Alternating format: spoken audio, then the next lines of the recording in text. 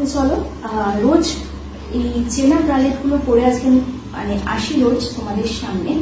আজকে আমি মানে আমার কাছে কি কি আছে সেটাই আমি তোমাদের দেখাবো। So very common and my favourite black, এটা তো তোমরা দেখিয়েছো। আর এটাও হচ্ছে ব্ল্যাক অ্যান্ড হোয়াইট, খুব ঝটপট দেখাচ্ছি, নাহলে ভিডিওটা অনেক বড় হয়ে যাবে কারণ আমার প্রচুর কালেকশন। অ্যান্ড এটা হচ্ছে ব্লু অ্যান্ড পিঙ্ক। আচ্ছা, এটা দেখো, এই কালারটা কি কালার আমি জানি না, ঠিক ক্যামেরায় যেরকম দেখছো সেরকমই কালার এটা।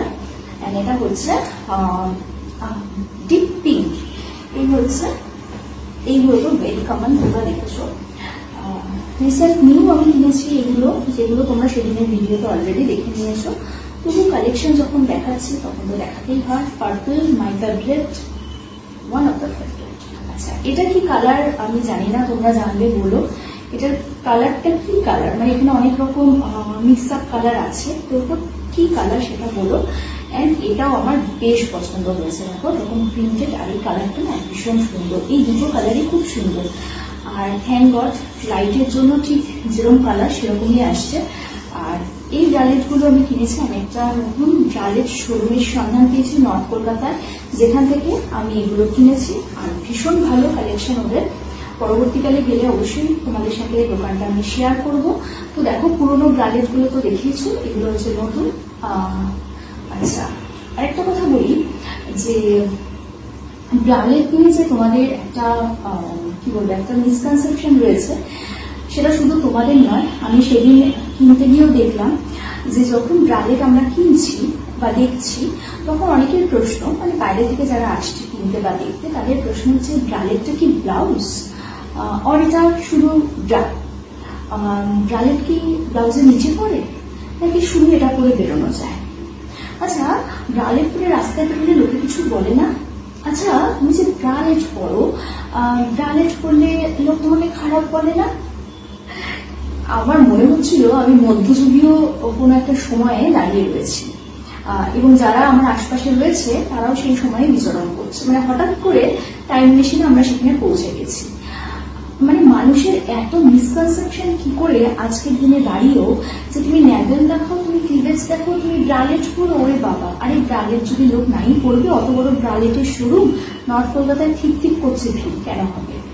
আর আরেকটা কথা বলি, ব্রালেট আর ইনারওয়্যার বা ব্রা যেটা, সেটা কিন্তু এক নয়। হ্যাঁ, সেইটা একটুখানি পড়াশোনা করে নিতে হবে, মানে আমি ক্লাস নিয়ে একদম থকে গেছি। আর আরো একটা কথা বলি, ব্রালেট পড়তে গেলে একটু স্মার্ট হতে হয়, একটু পড়াশোনা জানতে হয়, আর একটুখানি নিজেকে ক্যারি করতে জানতে হয়।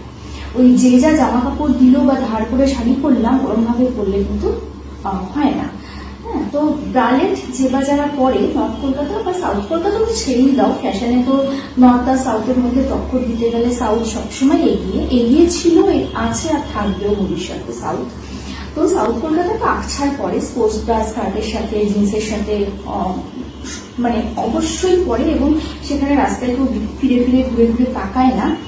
নর্থ কলকাতা একটু পিছিয়ে এখনো, একটু ওই বনেদিয়ানাটা আছে নর্থ কলকাতার, মানে সাউথ হচ্ছে কি বলবো, বনেদিয়ানার সাথে নতুনত্বের সংমিশ্রণ, আর নর্থ কলকাতা হচ্ছে শুধুই বনেদিয়ানা।